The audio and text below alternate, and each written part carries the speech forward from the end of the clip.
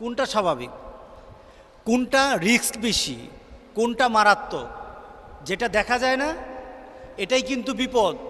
Cancer দেখা যায় না, কিন্তু আপনার গায়ের ফুরা কিন্তু দেখা যায়। গায়ের ফুরার কারণে মানুষের মৃত্যুর হার তেমন নয়, কিন্তু ক্যান্সার হলে 100% মৌত। ক্যান্সার হলে কিন্তু 100% মৌত। আজকে আমাদের মুসলমানদের দেশে, আজকে আমাদের বাংলাদেশে ঠিক ক্যান্সার ধরেই ফেলেছে। দেখা যায় না, দেখা যায় না ক্যান্সার। সেই ক্যান্সারের বর্তমান নাম হলো কেসিনু। আপনারা জানেন না কেসিনু? সেই ক্যান্সারের বর্তমান সমাজকে ধ্বংস করে দেওয়ার জন্য, আমাদের সামাজিক, পারিবারিক, রাষ্ট্রীয় শৃঙ্খলাকে, নিয়ম নীতিকে ধ্বংস করে দেওয়ার জন্য বর্তমানে আমাদের সমাজে সবচাইতে বেশি মারাত্মক হয়েছে কেসিনু। আমি গত কয়েকদিন আগে ওই যে কেসিনোতে ধরা পড়ল ফকিরাপুল স্পোর্টস ক্লাবে,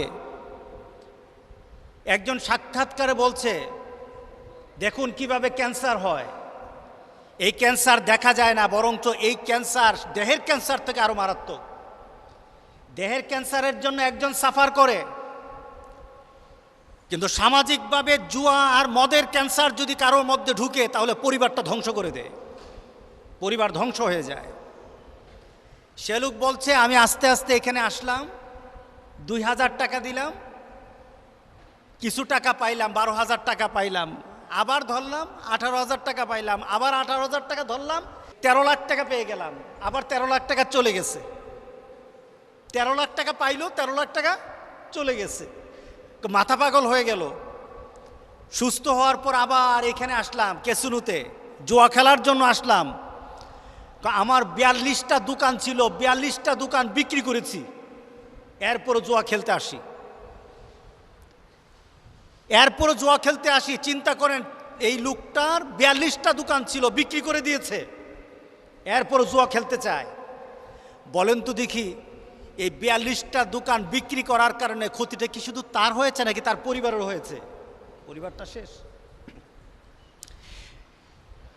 এই বিপদ থেকে বাঁচতে হবে আমাদের।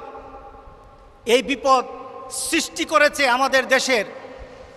আমাদের দেশের কিছু চরিত্রহীন, যারা শয়তানের আমল করে। কার আমল করে? আমরা দুই শ্রেণীর আমল করব। আমাদের মধ্যে দুই শ্রেণীর আমলকারী আছে। এক শ্রেণী আমল করে আল্লাহর। কার আমল করে বলেন? আরেক শ্রেণী আমল করে শয়তানের। কার আমল করে? শয়তানের।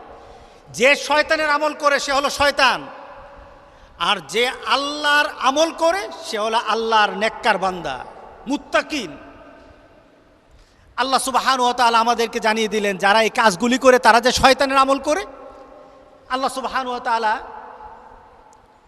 সূরা মায়েদার 90 নং আয়াতে আল্লাহ বলছেন, ইয়া আইয়ুহাল্লাযীনা আমানু, ও ঈমানদাররা, ইন্নামাল খামরু ওয়াল মাইসির, জুয়া এবং মদ এবং জুয়া, ওয়াল আনসাব, প্রতিমা, ওয়াল আজলাম, ভাগ্য নির্ধারণের জন্য সারস অর্থাৎ তীর নিক্ষেপ করা, রিজসুম মিন আমালি শয়তান, এগুলি হলো শয়তানের অপবিত্র কাজ। আল্লাহ জুয়াকে কার কাজ বললেন? বলতে হবে কার কাজ? শয়তানের কাজ। মদকে কার কাজ বললেন? শয়তানের। প্রতিমা পূজা, এগুলি আল্লাহ বলেছেন এগুলি হলো শয়তানের কাজ, শয়তানের অপকর্ম। ফাজতানিবু, যারা ঈমান দাবি করো, যারা মুমিন দাবি করো। আমরা মুমিন দাবি করি কিনা বলেন? এখানে সবাই আমরা মুমিন। আমরা যারা মুসলমান দাবি করি আমরা মুমিন হতে চাই। কি বলেন? দরকার না? আল্লাহ বলেন যদি মুমিন দাবি করতে চাও মদ খেতে পারবা না, নেশা জাতীয় জিনিস খেতে পারবা না, জুয়ার কাছে যেতে পারবা না, জুয়ার কোনো জিনিস ধরতে পারবা না, লটারিতে হাত দিতে পারবা না, তাসের সাথে তোমার কোনো সম্পর্ক হবে না, ক্যাসিনোতে যেতে পারবে না। আল্লাহর কসম, যারা ক্যাসিনোতে যায় এরা আল্লাহর বান্দা থাকে না, এরা শয়তানের গোলাম হয়ে যায়। কার গোলাম? যারা জুয়া খেলে তারা কার গোলাম? শয়তানের গোলাম। আল্লাহ সুবহানাহু ওয়া তাআলা বলেন ফাজতানিবু, এগুলি ছেড়ে দাও। আমাদের সমাজে কিন্তু জুয়া আছে। আমাদের সমাজের জুয়াগুলি ছিল বাঁশের নিচে, বাঁশের ঝাড়ের নিচে, অথবা কোনো নীরব জায়গায় বসে বসে কিছু তাস খেলে। এখন বোধহয় কমে গেছে অনেকটা, নাকি? হ্যাঁ, এগুলি জুয়া খেলে। এই জুয়ার মডার্ন অবস্থা হলো এই বর্তমান ক্যাসিনো, যেখানে লাখ লাখ টাকার খেলা নয়, এখানে কোটি কোটি টাকার খেলা হয়। আপনারা বর্তমানে দেখেছেন, বর্তমানে যারা ক্যাসিনো পরিচালনা করতেছে, যারা করতেছিল তাদেরকে ধরা হচ্ছে। তাদের বাড়ির মধ্যে কত কোটি কোটি টাকা পাওয়া যায়, সিন্দুকের মধ্যে কোটি কোটি টাকা, সিন্দুকের ভিতর কোটি কোটি টাকা। এক একজনের এফডিআর পাওয়া যায় 200 কোটি 300 কোটি টাকা। এরা সবাই জুয়াকির, এরা সবাই জুয়ার আসর বসায় আর নিজেদের সম্পদ বাড়ায়, আর এক শ্রেণীকে রাস্তার ফকির বানিয়ে দেয়। একটা শ্রেণী রাস্তার ফকির হয়ে যায়। একটা লোক আসলো আমার কাছে, এসে বলল, হুজুর, আমার স্ত্রীকে আমার ছেলে গ্রামের মধ্যে দড়ি দিয়ে বেঁধে গ্রামের মধ্যে টেনে টেনে নিয়েছে। কি ব্যাপার? ছেলে টাকা চায়। কিসের টাকা? ছেলে মদ খায় না, নেশাও করে না, কিন্তু প্রতিদিন ছেলেকে যদি 3000 টাকা না দেওয়া হয়, ছেলে তার মায়ের গায়ে আঘাত করে, মাকে পিটায়, মাকে মার গায়ে আঘাত করে। কারণটা কি? ছেলে জুয়া খেলে। জুয়ার টাকা যদি না পায়, ছেলে তার মাকে, তার মার গায়ে আঘাত করে।